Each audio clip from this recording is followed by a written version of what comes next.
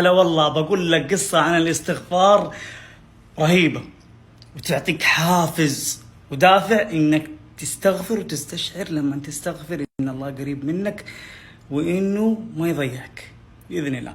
واحد من اصحابي اعرفه شخصيا هو اللي قال لي القصة هذه، قال لي ابراهيم، طبعا هو امام مسجد يستلم 1890 ريال وفي الجامعة يستلم 840 ريال. يقول فكرت في الزواج وبديت أجمع للزواج، قعدت 2 أو 1.5 سنة وأنا أجمع إلين وصلتها 20,000 ويدوب وصلت 20,000. المهم جيت لأبويا يوم من الأيام وأبويا سواق تاكسي وما عنده وظيفة. قلت يا أبويا أبغى أتزوج. قال يا فلان عندك فلوس الزواج؟ ترى أنا تعرف وضعي المادي صعب ما أقدر. قال يا أبويا أنا جيتك يعني بإذن الله أنا أقدر أتزوج، زوجني وما أبغى إلا بنت خالتي.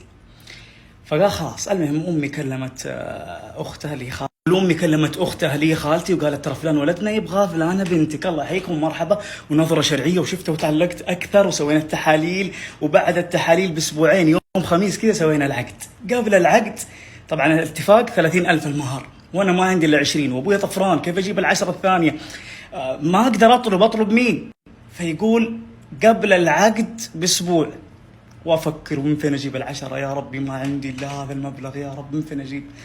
يقول وجلست في المسجد بحكم انه امام مسجد، يقول صرت اجلس بعد كل صلاه واستغفر قد ما اقدر، بس اقعد نص ساعه الى ساعه استغفر الله استغفر الله استغفر الله. يقول وجاء يوم الربوع وبكره العقد العصر وانا ما عندي الا 20 هذه، يا رب وورطه وانام في يوم الربوع في هم. اليوم الثاني اصحى الفجر واستغفر يا ربي، خميس الفجر اصلي بالناس وارجع اقعد كذا في زاويه المسجد واستغفر يا رب افرجها. حق على الله ان يعينهم. النبي صلى الله عليه وسلم قال ومنهم الناكح الذي يريد العفاف، يا رب اني ابغى العفه يا رب فعفني يا رب وساعدني ويسر امري، بس مشيني العقد، اخلي العقد وبعد الزواج بيتيسر، انا عارف باذن الله بيتيسر، بس ابغى فلوس العقد ما نبغى نتفشل. يقول مع الناس ابويا جاني قال لي لا تفشلني اذا ما عندك المبلغ. قلت ازهل امي، قلت ازهلوا.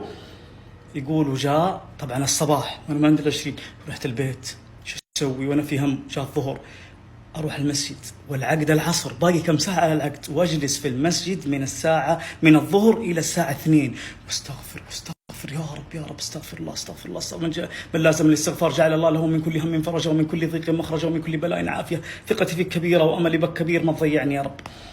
جات الساعة 2 واهلي يتصلون علي يلا جهز نفسك وتظبط وكذا يلا، واخرج من المسجد عشان اتجهز العصر، واهلي في بالهم معي 30. ووصلت لمرحلة اليأس، هنا انا يئست حرفيا خلاص فقدت الامل.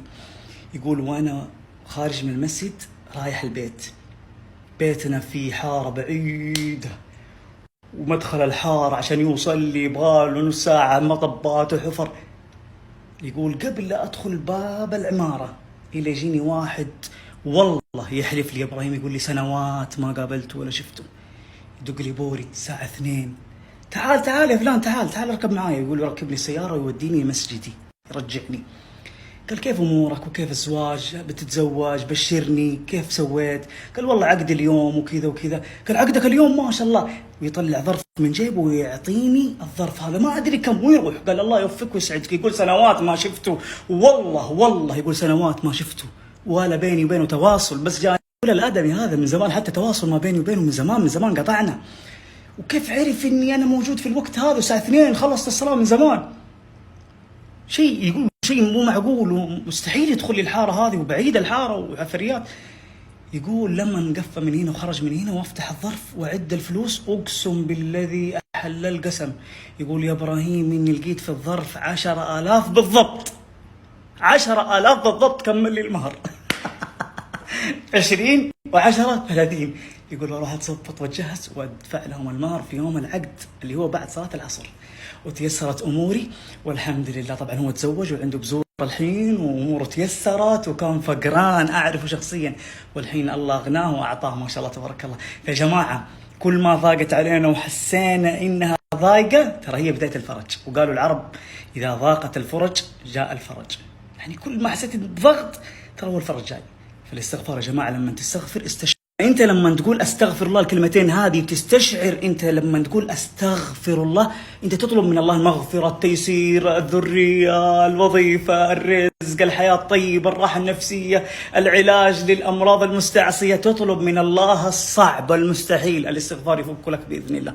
وعد من الله يرسل السماء عليكم مدرارا، كلام نوح عليه السلام لقومه، ويمددكم بأموال وبنين ويجعل لكم جنات ويجعل لكم أنهارا. كله موجود بالاستغفار حتى يعطيك قوة في بدنك، في روحك، في نفسيتك. يرسل السماء عليكم مدرارا في سورة هود ويزدكم قوة إلى قوتكم. قوة يعطيك عجيبة، بس انت تستشعر لما تقول استغفر الله، ترى رهيبة وتقربك من الله وتحسسك بالانكسار والذل لله.